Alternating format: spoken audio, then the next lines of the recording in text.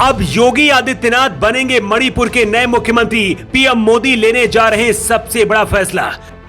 मणिपुर का बच्चा बच्चा कह रहा योगी बाबा को भेजो, अगले 48 घंटे में बदलने वाला है मणिपुर का मंजर। क्या मणिपुर को अब सिर्फ योगी आदित्यनाथ ही संभाल सकते हैं? दिल्ली में 18 घंटे मीटिंग हो रही है। मणिपुर के मुख्यमंत्री बीरेन सिंह अपना इस्तीफा लिखकर बैठे हैं और दिल्ली से फोन आने का इंतजार कर रहे हैं। दिल्ली निर्भया कांड के बाद करीब 11 साल बाद पूरा देश इतना ज्यादा गुस्से में आया है जब मणिपुर की सरकार फेल हो गई। ऐसे वक्त में अब खुद योगी आदित्यनाथ मणिपुर की कमान संभालने की तैयारी कर रहे हैं। इस वक्त मणिपुर का बच्चा बच्चा योगी आदित्यनाथ के आने का इंतजार कर रहा है। यूपी से दिल्ली तक सिर्फ योगी को लेकर चर्चा है। 3 मई को जब मणिपुर में हिंसा शुरू हुई थी, उस दौरान ही योगी आदित्यनाथ के पास मणिपुर से मैसेज आ गया था। इसके बाद योगी आदित्यनाथ ने एक स्पेशल ऑपरेशन के लिए अपने कुछ कमांडो भी मणिपुर भेजे थे।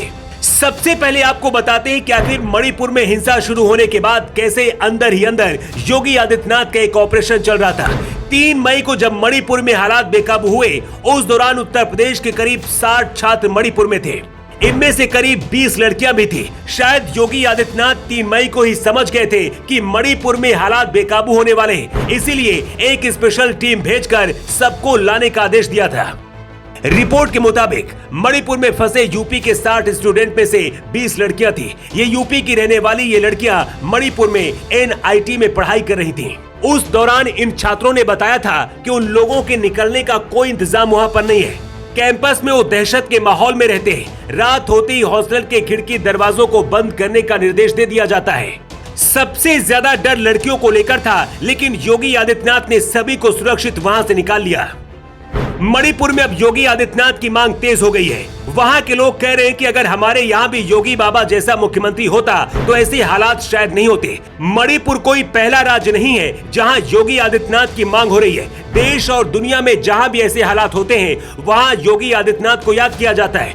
कुछ दिन पहले तो अमेरिका और पाकिस्तान में भी योगी मॉडल लागू किया गया था, लेकिन अब सीएम योगी का बुलडोजर मणिपुर के अपराधियों के ऊपर चलने वाला है।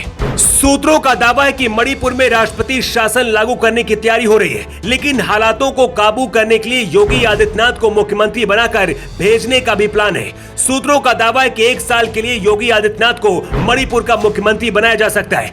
इस वक्त मणिपुर में कई पार्टियों के साथ गठबंधन के बाद बीजेपी की सरकार है।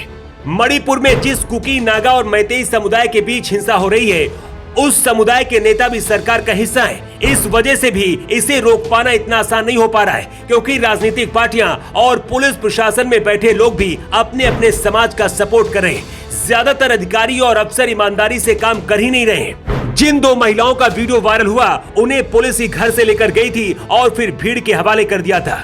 इससे आप समझ सकते हैं कि इस वक्त वहां के हालात कैसे बन चुके हैं। मणिपुर के मुख्यमंत्री बीरेन सिंह खुद मणिपुर के इम्फाल घाटी में पैदा हुए। हालातों को देखकर तो यही लगता है कि वो खुद इसके जिम्मेदार हैं और उन्होंने इसे रोकने की कोशिश की ही नहीं।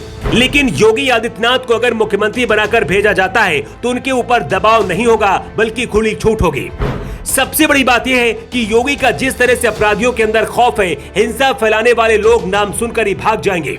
अभी तक आधिकारिक रूप से तो कुछ नहीं कहा गया है, लेकिन दावा किया जा रहा है कि अगले 48 घंटे के अंदर योगी को मणिपुर भेज दिया जाएगा। वैसे आपको क्या लगता है, क्या मणिपुर में जैसे हालात है उसे योगी आदित्यनाथ काबू कर पाएंगे? आपकी राय क्या है? कमेंट बॉक्स पर लिखकर जरूर बताएं।